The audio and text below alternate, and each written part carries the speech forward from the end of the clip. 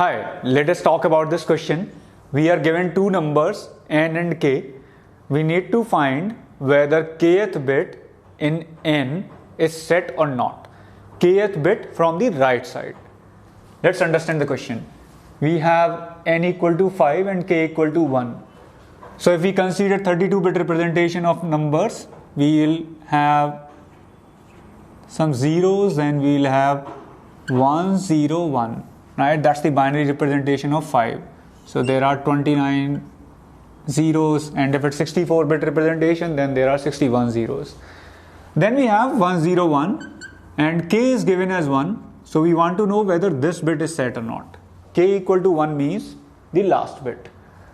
So this bit is set, that is why we have the output as 0. Yes, the bit is set.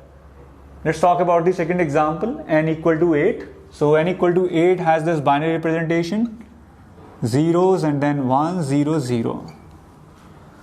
And we are talking about the second bit, which means this bit. So this bit is not set, it's 0. So our output is no. Let's talk about 0. So 0 has all the 32 bits as 0.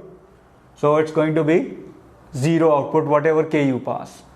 We can assume that k is smaller than number of bits in binary representation. If your binary representation of integers has 32 bits, then k is smaller than or equal to 32. If binary representation has 64 bits, then k is smaller than or equal to 64. Now please pause this video and try to write down a solution for it. There exist two solutions to solve this problem. One is using the left shift operator and another one is using the right shift operator. Let us talk about method 1, which is using left shift operator. This operator is the left shift operator that we are using here. Let's talk about the idea. I've changed this example 1. I've used k equal to 3.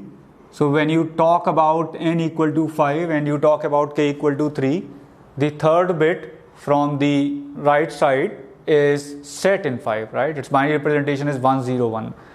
So our output is yes. Let's see how does this code work for this example to get an idea. So we have given number n, which is having 29 zeros and 1 0 1. That's the binary representation of 5. Now what we do is we do end of this number with this number. Now what is this number? You take a number 1. So what is the binary representation of 1? 1 has binary representation as 31 zeros and then 1. Now what are we doing after it? We are shifting this 1 by k minus 1. So if k is 3, then we are making this 1 as shifting by 2. So we get 0 0. When you shift it by 2, this 1 comes here. So what is the purpose of the shifting? We are trying to make a number which has only kth bit set and all the other bits as 0. Now if I do bitwise AND of this number with my original number n, right, what will I get?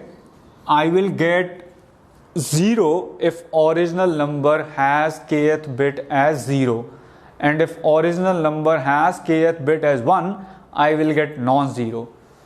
So this is our original number, right, and this is 1 left shift k minus 1, right? This is what, and we are doing bitwise AND of these two. So what happens here? These are all zeros, so would not matter at all. This 1 and 1, they are 1, and all the other results are going to be anyway 0.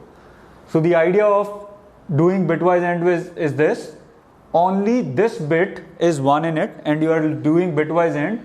So zeros will cancel out all the bits, whether they are 0 or 1 does not matter. All the other ones will go away. Only this bit matters. If this is 1, then your result is going to be non-zero. Otherwise, it's going to be 0. So what is your result in this case? You have the result of bitwise AND of these two as 4. This is binary representation of 4, which is non-zero. So you say that this has kth bit as set because the result is non-zero. So what did we do? We took the given number, we formed another number which has only kth bit set, right? And how did we form it?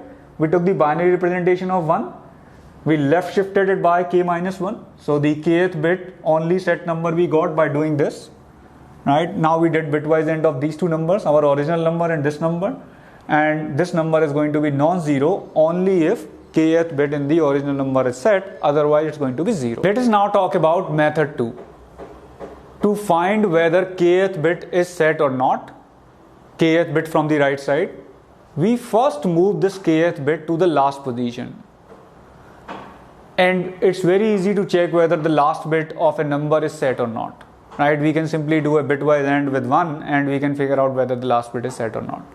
Let's understand this with this example. I have changed this example here. Now it's 13 to better illustrate this solution. Binary representation of 13 is this 841. We want to know whether this bit is set or not because k is 3. So what we do is we shift this number by k minus 1, and the purpose of the shifting is bringing this bit here. So we shifted by 2 because k is 3, so we shifted by k minus 1, we shifted by 2 and this bit comes here.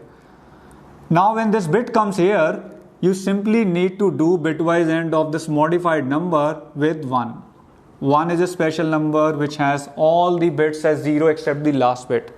So if you do bitwise AND of this number and 1, you will get 1 if it is having the bit as 1, otherwise 0. So what we did, we shifted the kth bit to the last position, then we did bitwise AND with 1. So here we get 1 as a result because the last bit is set. And if the last bit was not set, then we would have got 0. So that's the solution. We shift original number, right shift original number by k minus 1 so that its kth bit comes to end, and then we simply check whether the last bit is 1 or not. If the last bit is 1, we'll get the result as 1. And so we print yes, otherwise we print no.